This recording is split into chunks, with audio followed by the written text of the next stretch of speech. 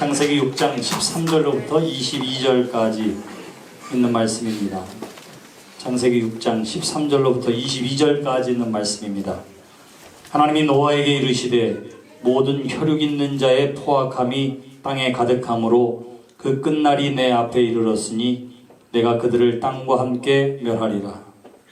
너는 고페르 나무로 너를 위하여 방주를 만들되 그 안에 칸들을 막고 역청을 그 안팎에 칠하라.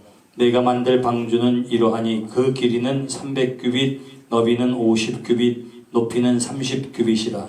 거기에 창을 내되 위에서부터 한 규빗에 내고 그 문은 옆으로 내고 상, 중, 하 3층으로 할지니라.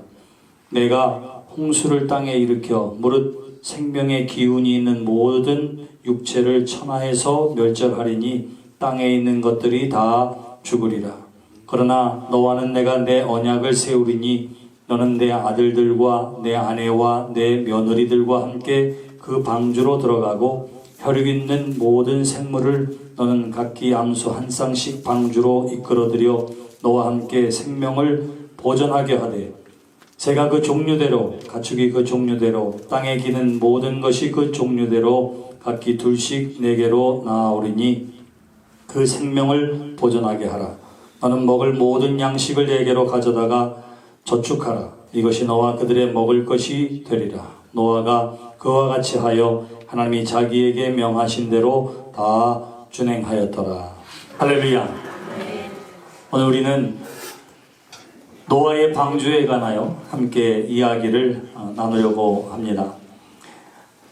성경에는 방주라 이렇게 기록되어 있는데 이 사람들이 노아의 배 이렇게 이야기하기도 하지만 하나님께서 큰 홍수를 대비해서 당시에 의인이요 온전한 노아를 택하셔서 그로 하여금 방주를 짓게 하고 그리고 그 방주에 들어가는 생명을 큰 홍수 가운데에서 구원해 주신 이야기가 노아 때에 있었던 이야기입니다. 노아 때에 하나님께서 이와 같이 홍수를 통해서 세상의 모든 것들을 다 깨끗하게 하신 데에는 이유가 있습니다. 6장 말씀에 보시면 사람이 생육하고 번성함을 통해서 지면에서 점차 넓게 퍼져갈 때에 죄악 또한 만연하게 되었다. 성경은 그렇게 이야기합니다. 그러니까 사람들이 흩어져 살아가는 그곳에 더불어 함께 전염병처럼 흩어지게 된 것이 있으니 그것이 곧 6장 5절에 나와 있는 것처럼 그의 마음에 생각하는 모든 계획이 항상 악하고 또 세상이 죄악으로 가득하게 되었다. 그렇게 이야기합니다. 자, 사람의 죄악이 세상에 가득하였다 하는 것은 외부적으로 드러나는 범죄와 악한 일들이 가득하게 된 것. 그의 마음으로 생각하던 모든 계획이 항상 악하였다 하는 것은 외적으로 드러나는 것뿐만 아니라 그 사람의 마음 또한 어떠했느냐 하면 악하다. 하나님 보시기에 좋지 못하였다. 하나님이 한탄하시고 후회할 만큼 악이 만연하게 되었다 하는 것입니다. 바로 이것을 보시고 하나님께서 마음 잡수시기를 내가 이 세상을 다시금 깨끗게 하여야 되겠다 하신 것입니다. 여러분, 구약의 제사에 정결례, 정결 예식이라고 하는 것이 있습니다. 이 세상을 살다 보면 말씀대로 거룩한 삶을 살고자 하지만 그럼에도 불구하고 세상에서 부정한 일을 경험하게 됩니다. 죄악을 경험하게 됩니다. 그럴 때에 하나님 앞에 온전한 마음으로 예배하기 위해서 자신의 손과 발을 그리고 목욕하는 행위를 하게 되는데 그것을 정결 예식이라 그렇게 이야기해요. 그래서 하나님 앞에 예배하기에 깨끗한 몸과 마음으로 거듭나는 그 예식 후에 하나님 앞에 예배하게 되어지는데 하나님께서 아름답게 세상을 지어 놓으시고는 이 세상의 죄악으로 가득 찬 것을 보시고 하나님 스스로가 이 세상을 정결하기 위하여 물로 홍수로 심판하게 된 것입니다. 바로 그 하나님의 스스로 하신 정결례라 이렇게 이야기할 수 있는 것입니다. 세상을 다시금 깨끗하게 하기 위하여 모든 것을 다 물로 깨끗하게 하셨다.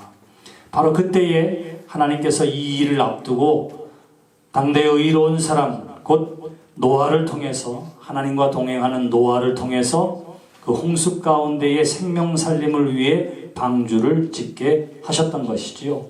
이때의 방주는 제일 먼저 나무로 지었다 하는 것을 기억하시기를 바랍니다. 나무로 지었습니다. 그 안에 칸을 막고 물이 새지 않도록 역청을 바르고, 그리고 홍수의 일들이 하늘에서 문이 열리고, 그리고 바다의 땅에서의 샘이 솟아나고 하는 것들을 통해서 40일 동안 계속되어지는 물 가운데에 모든 것들이 다 잠기게 된 것이지요. 그 가운데에 유일하게 방주 안에 있는 사람들만 생명을 얻게 됩니다. 그래서 방주에 들어갔다라고 하는 것은 자신의 삶의 둥지를 방주 안에 놓았다 하는 뜻이요. 그 방주 안에 하나님이 함께 하셨기 때문에 하나님 안에 자기 인생과 삶과 생명의 둥지를 틀었다, 이렇게 말할 수가 있는 것입니다. 방주의 겉모습이 어떻게 생겼는지는 잘 몰라요. 다만 오늘 우리에게 주신 하나님의 말씀을 통해서 이 방주의 규모가 어떠했는지 정도만 알 수가 있습니다. 여기 길이가 300규빗이요 너비는 50규빗이요 높이는 30규빗에 이릅니다.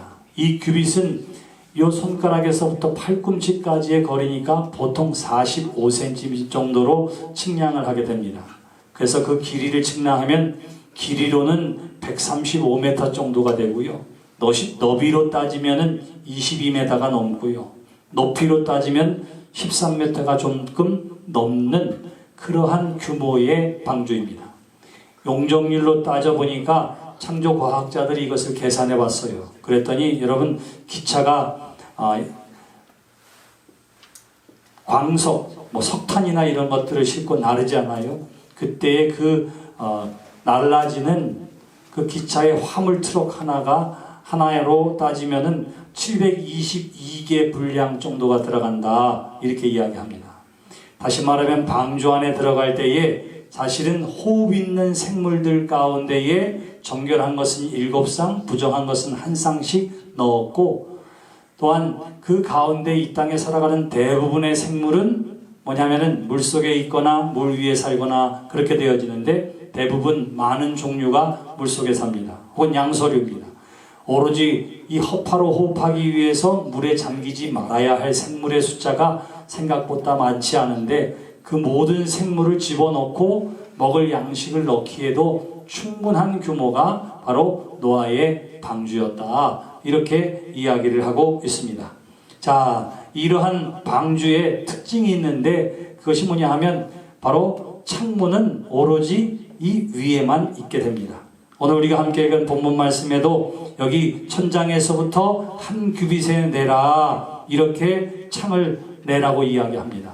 그래서 오로지 밖을 바라볼 수 있는 창은 어디에 있느냐면 천장에만 있는 거예요.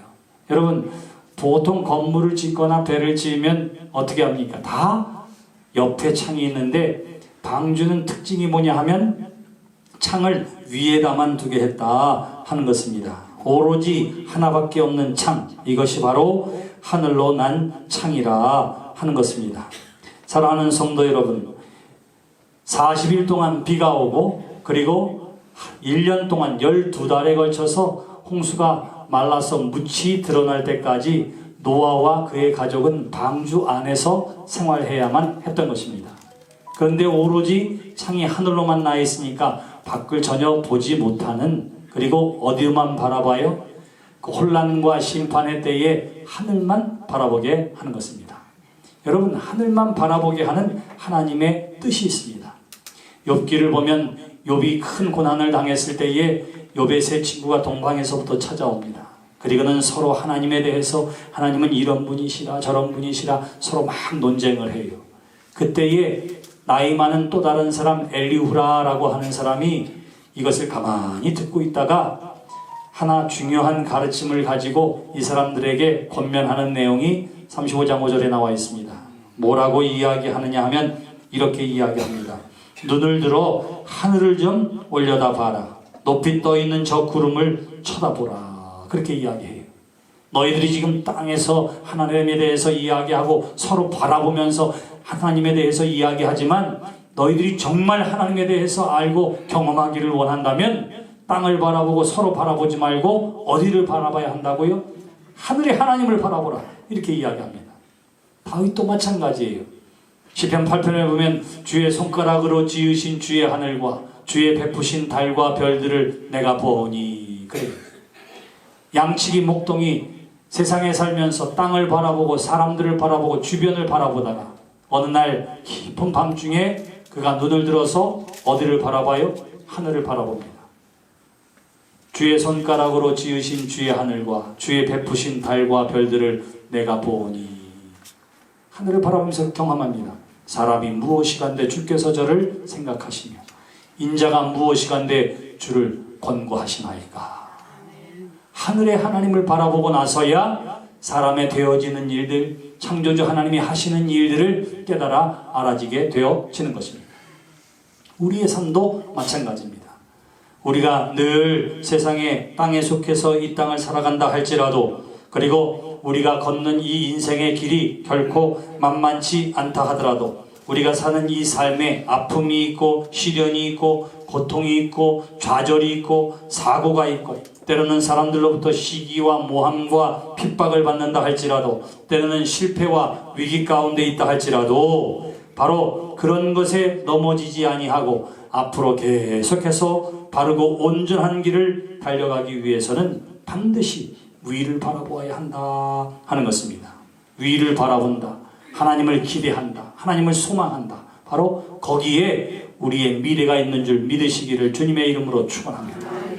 노아에게 그 혼란의 때에, 그 죽음과 심판의 때에 하나님께서 오로지 창을 위로만 두게 하셔서 이 혼란스러운 때에, 이 죽음의 심판의 때에 오로지 하나님을 바라보고 소망하게 했던 것처럼 이 시대 저와 여러분들도 하나님께서 기대하시는 것, 먼저 하늘을 바라보라고, 우리의 소망을 하나님께 두라고 하나님께서 말씀해 주시는 줄 믿습니다. 여러분, 방주는 무엇으로 만들었냐면 나무로 만드는데 여기 고페르 나무로 만들라, 그렇게 이야기해요. 고페르 나무가 무슨 나무인지 구약 성경, 여기 성경 전체에 한 번밖에 나오지 않은 이 고페르 나무가 무슨 나무인지는 사실은 잘 모릅니다. 새번역 성경에는 이것을 잣나무라고 이야기하고 공동 번역 성경에는 전나무라 이렇게 번역을 했어요. 그 이유는 고페르라고 하는 말이 황색, 유황 뭐 이런 의미를 가지고 있습니다. 그래서 송진이 나와서 누렇게 굳어지는 나무라 생각했기 때문에 전나무나 삼나무라고 이야기를 하고 있습니다. 어떻든지 간에 이 땅에서 돌과 철과 튼튼한 것으로 만들어 놓지를 않고 나무로 만들어서 반드시 물 위에 떠가는 기능을 하게 한 것입니다. 자, 심판의 때에도 그 물 가운데 가라앉지 아니하고 어떻게 하면 된다고요? 떠 있기만 하면 되는 거예요. 높은 성을 쌓고 그 안에 생물을 들여놔 놓는다 할지라도 다 물속에 잠기게 될 것입니다. 하나님이 기대하신 것은 뭐냐면 가볍고 탈 수밖에 없는 연약해 보이는 나무라 하더라도 하나님의 심판 가운데 구원함을 얻을 수 있는 나무를 통해서 물 위에 띄워 생명을 살리게 하는 데에 그 의미가 있었던 것입니다. 사랑하는 성도 여러분, 그 나무로 만든 둥지 안에, 그 방주 안에 들어가 있는 생물들만 구원함을 얻었습니다. 그것은 가라앉지 않았습니다. 물 위에 있으나 떠 있는 것. 사랑하는 성도 여러분, 저와 여러분들의 이 땅의 삶도 역시 마찬가지인 줄 믿으시기를 바랍니다. 세상 가운데 살지만 세상과 성별되어지고 구별되어진 것이 믿음의 삶임을 여러분 꼭 기억하시기를 주님의 이름으로 축원합니다. 세상에 물들지 아니하고 세속화되지 아니하고 세상의 풍습을 따르지 아니하고 거룩한 하나님의 백성으로 구별된 삶을 살아가는 것, 이것이 거룩한 삶이요 구원받은 하나님의 자녀의 삶이 되어지는 것입니다. 수년 전에 목회 계획을 위해서 양양에 갔다가 우리 목사님들 또 사역자들과 더불어 함께 있는데 우리 교회 장모님이 오셔서 식사 대접을 하신다고 그래서 잘 아는 갯집에 갔어요. 게. 그래서 게를 주문했는데 이 비싼 게를 먹는데 말이죠. 먹으려고 깨서 먹는데 얼마나 짠지 몰라요. 게장을 시킨 게 아니라 들어오면서 수족관에 있는 저 게를 주세요 하고 들어왔는데 삶아서 나온 거를 먹는데 얼마나 그 게살이 짠지 몰라요. 왜 그럴까요, 여러분? 왜 그랬을까요? 네, 죽은 게를 삶아서 그래요. 죽은 게를. 여러분, 생선집에 가서 회를 먹을 때 바다 생선을 먹는데 그 생선 살이 짠가요? 아니면 단가요? 절대로 짜지 않습니다. 살아있는 생선은 그 살이 짜지를 않아요. 게도 마찬가지입니다. 살아있는 게는 그 살이 짜지를 않아요. 이미 죽었고 수족관 그 짠물에 담궈져 있었기 때문에 어떻게 하면 짠 거예요. 짠 거. 우리가 이 땅에 살아가는 동안에도 마찬가지입니다. 세상에 살지만 그 사람을 눌러보고 찔러보면 여기에는 거룩이 묻어나는 삶. 이것이 바로 살아있는 그리스도인의 삶임을 꼭 기억하시기를 주님의 이름으로 축원합니다.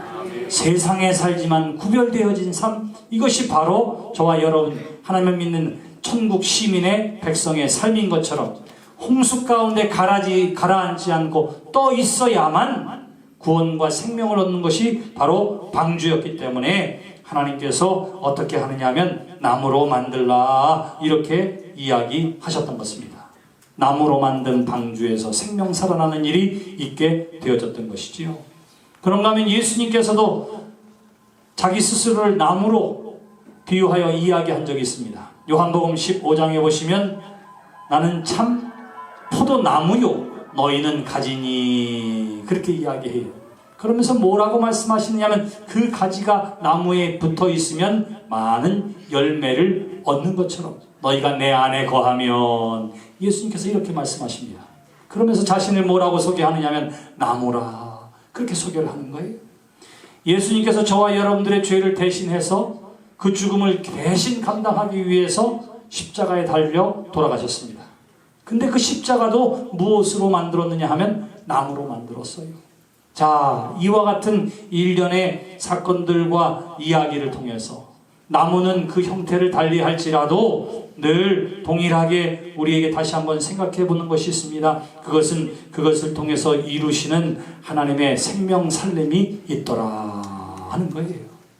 사랑하는 성도 여러분, 우리가 그 생명 살림을 받은 하나님의 사람이요 참된 포도나무에 붙어져 있어야 할 가지임을 기억하는 여러분 되시기를 주님의 이름으로 축원합니다. 방주는 그래서 이 땅에서의 삶을 우리에게 보여줍니다. 오늘 방주가 3층으로 만들었다 이렇게 이야기하는데 그 3층도 마찬가지예요. 하나님의 창조의 세계를 우리에게 드러내 보여주고 있습니다. 하나님이 창조하실 때에 하늘과 땅과 음부를 만들었다 이렇게 말씀하세요. 바로 이와 같이 세 개의 층으로 만들어진 것을 하나님께서 방주를 통해서도 우리에게 가르쳐 주십니다. 그런데 그 방주가 결국은 하나님이 만드신 창조의 세상일 뿐만 아니라 하나님이 거하시는 거룩한 성소가 되어지는 줄 믿습니다.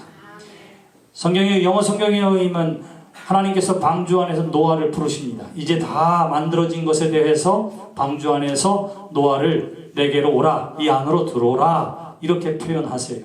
그러니까 그 방주는 누가 계신 곳이냐 하면 하나님이 함께 하시는 거룩한 장소가 되어지는 줄 믿습니다.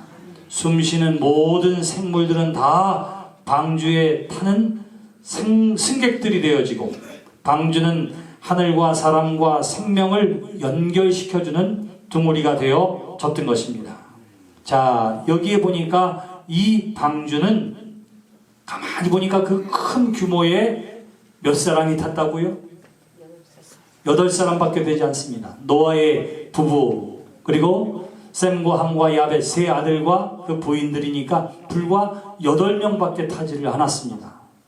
그리고 8명에다가 한 걸음 더 나아가서 어떻게 하느냐 하면 성결하고 그리고 흠없이 정결한 생물들은 다 암수 7쌍씩 들어오라고 이야기하고 그리고 정결하지 않은 짐승들은 모두 암수 1쌍씩 들어오도록 했습니다. 그리고는 그 안에서 어떻게 해야 합니까?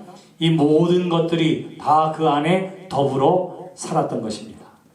여러분, 우리가 기억해야 할 또 하나가 있으니 그것은 뭐냐 하면 오로지 이 방주는 사람의 생명만을 구하기 위해서 만들어진 것이 아니라 이 땅에 하나님이 창조하신 모든 생물들도 구원하기 위해 만들어진 그러한 하나님의 은혜의 방주임을 꼭 기억하시기를 바랍니다.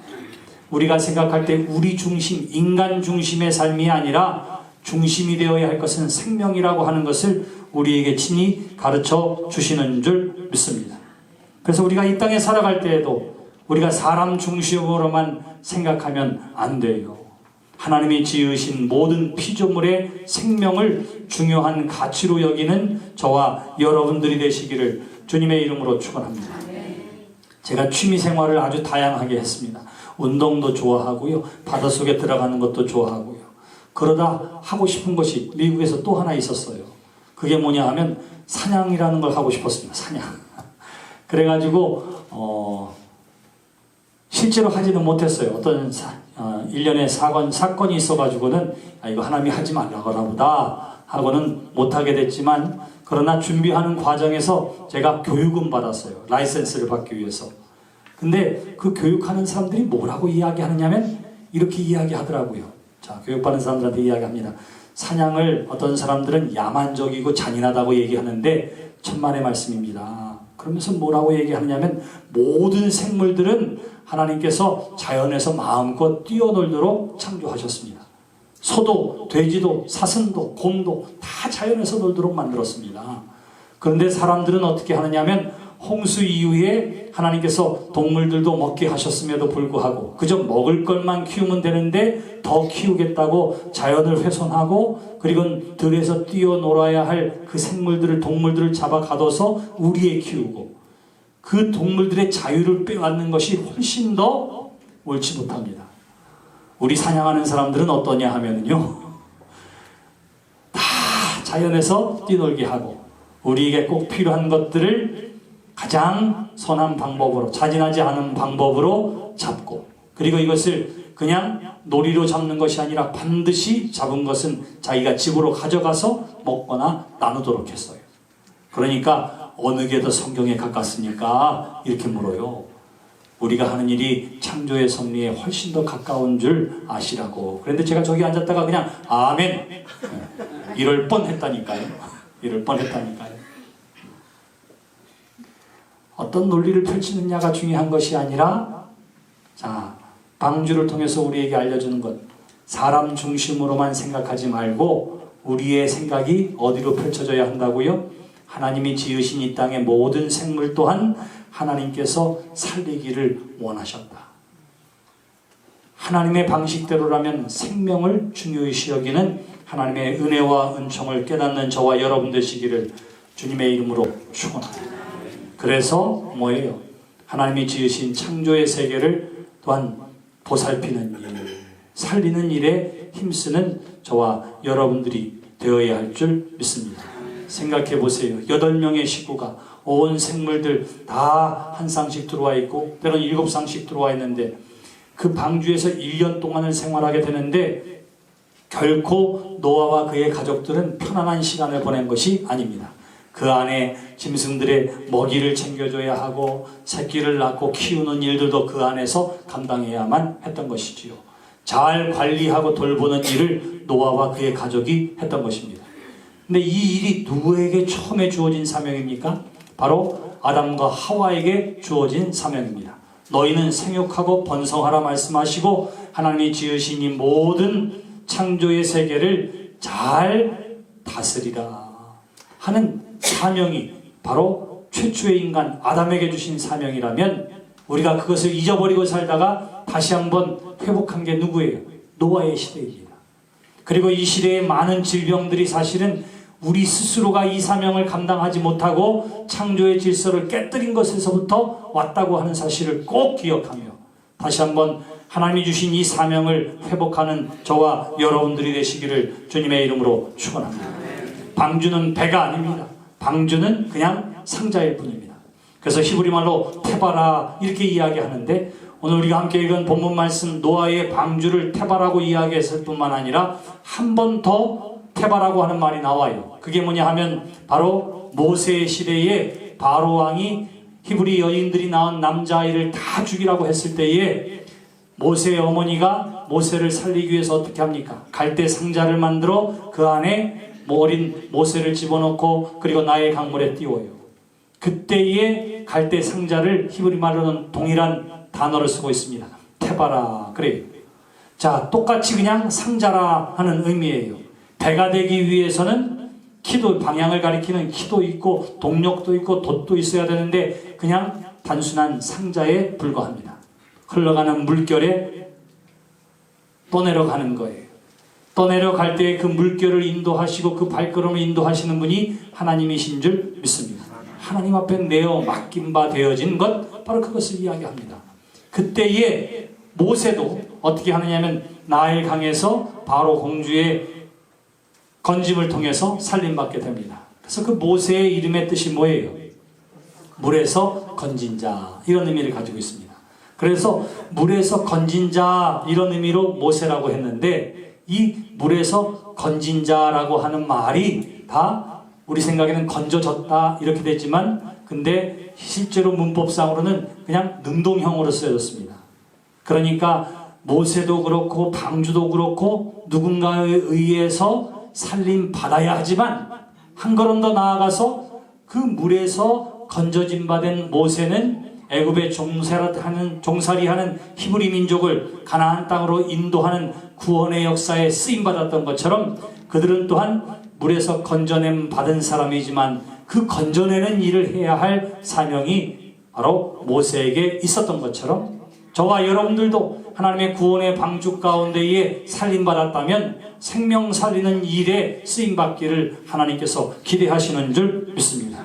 그러므로 사랑하는 성도 여러분, 하나님의 손에 붙들려서 세상을 건졌던 모세처럼 저와 여러분들도 이 일에 쓰임받게 되기를 주님의 이름으로 축원합니다. 마지막으로 방주는 교회라 이렇게 말할 수 있습니다. 방주와 대홍수의 심판 속에서 사람뿐만 아니라 온갖 짐승들도 살아나게 했습니다. 생명을 다 구원하는 구원의 집이 곧 방주였던 것이지요. 이 땅에 구원의 방주, 생명이 살아나는 곳이 어디입니까? 바로 교회 아니겠습니까?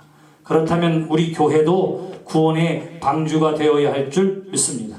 구원의 방주가 되어야 한다 하는 것은 우리 모두가 다 하나님께서 방주를 지으신 그 본래의 목적을 회복함이 우리 교회에 또한 필요한 줄 믿습니다. 방주 안에는 사람만 있지 않다고 했습니다. 온갖 생명 있는 생물들을 하나님께서 다 불러 모아 두셨던 것처럼 우리 교회도 우리 사람만 중심이 되어서 옳은 교회라, 건강한 교회라 이렇게 말할 수 없어요. 사람이 중심이 아니라 생명의 중심을 둔 교회가 되기를 주님의 이름으로 축원합니다. 하나님이 우리 교회 가운데 계시고 우리가 바라봐야 할 것, 하나님을 믿는 믿음 안에서 사람들만 바라보는 것이 아니라 이 땅에 세움받고 살림받은 모든 생명에 관심을 갖게 되기를 주님의 이름으로 축원합니다. 그렇다면 교회가 달라져야 할 것들이 있지요. 어느 교회는 기도원을 짓기 위해서 저 영종의 땅을 샀는데요, 영종이 갑자기 개발되면서 땅값이 막 올라간 거예요. 그랬더니 목사님도 교인도 얼마나 좋아하는지 말이죠. 할렐루야, 하나님이 우리에게 복을 주셨다고. 여러분 어떻게 생각하세요? 네? 바꿔서 얘기할까요? 우리 교회가 만약에 그런 일이 있었어요. 그래서 하나님 1,000원씩 샀는데 200만 원씩 됐어요. 그럼 여러분 기분이 어때요? 좋아요. 감사해요. 그렇기 때문에 하나님이 우리에게 복 주셨다. 이걸 팔아서 뭐 할까? 이거는 세상과 교회의 구분점이 없는 거예요. 교회는 달라야 합니다. 교회는 이익을 남기는 집단도 아닙니다. 교회는 이윤을 추구하는 회사도 아닙니다. 교회는 사람을 살리는 곳입니다. 세상이 경제적인 논리에 따라서 움직인다 하더라도 교회도 덩달아서 그렇게 해서는 아니 되는 것입니다. 교회는 모아두는 곳이 아니에요. 교회는 나누는 곳입니다. 교회의 건물은 창고가 되어서는 안 되고 하나님의 은총을 세상에 배달하는 곳이 바로 우리 교회가 되기를 주님의 이름으로 축원합니다. 그래서 교회가 생명 살리는 일에 힘을 써야 하는 것이지요. 이 일을 위해서 구체적으로 해야 할 것들이 무엇이겠습니까? 아마 이런 것들이 우리가 할 수 있는 거예요. 가장 쉬운 것, 음식물 쓰레기를 줄이는 것, 음식에 반찬이 남지 않도록 덜어내고 필요한 것들만 가져가는 것, 자원을 절약할 수 있도록 하는 것, 쓸데없는 불을 켜지 않고 화장실의 물을 아끼고 하는 것들이 여기에 해당합니다. 여러분, 겨울은 추워야 겨울이고 여름은 더워야 여름이에요. 그러니까 겨울을 여름처럼 보내면 안 됩니다. 추우려니 하고 내복을 입는 것이 필요하고요. 여름에는 어떻게 합니까? 더우니까 더우려니 생각하면 마찬가지예요. 또한 우리가 부채를 들거나 하는 것도 우리가 생명 살리고 하나님이 지으신 창조 세계를 온전하고 건강하게 하는데 쓰임받는 일이 반드시 되어질 줄 믿습니다. 사랑하는 성도 여러분, 우리 교회가 이 땅에 방주로 우뚝 서게 되기를 주님의 이름으로 축원합니다.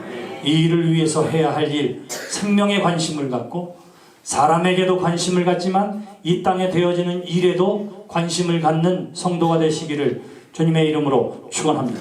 하나님께서 노아의 가족들과 온 생물을 이 안에 불러 넣어 주셔서 생명을 보존하시고 땅에 충만케 하신 것처럼 하나님께서 우리 교회를 택하시고 이 땅의 교회들을 택하셔서 이 땅에서 구원의 방주로 또한 모든 생명들과 생물들을 구원하는 일에 하나님께서 사용해 주심을 기억하며 우리 모두가 다 하나님 안에 우리의 삶의 둥지를 튼 믿음의 성도들 되시기를 주님의 이름으로 축원합니다. 기도하겠습니다. 전능하신 아버지 하나님 은혜를 감사합니다. 오늘도 우리에게 주시는 하나님의 말씀을 통해서 이 땅의 교회의 사명을 다시금 새롭게 하여 주시니 감사합니다. 잊혀졌던 사명이 회복되어지는 교회가 되게 하여 주시옵소서. 나 하나 우리만 잘 되면 된다고 하는 생각에서 사람뿐만 아니라 이 땅의 모든 생물들도 행복한 세상을 만들게 하여 주시옵소서. 생육하고 번성할 뿐만 아니라 잘 다스리고 관리하는 사명 또한 하나님께서 우리에게 주셨음을 믿고 나아가는 사람들 되게 하여 주시옵소서. 예수님의 이름으로 기도드렸습니다. 아멘.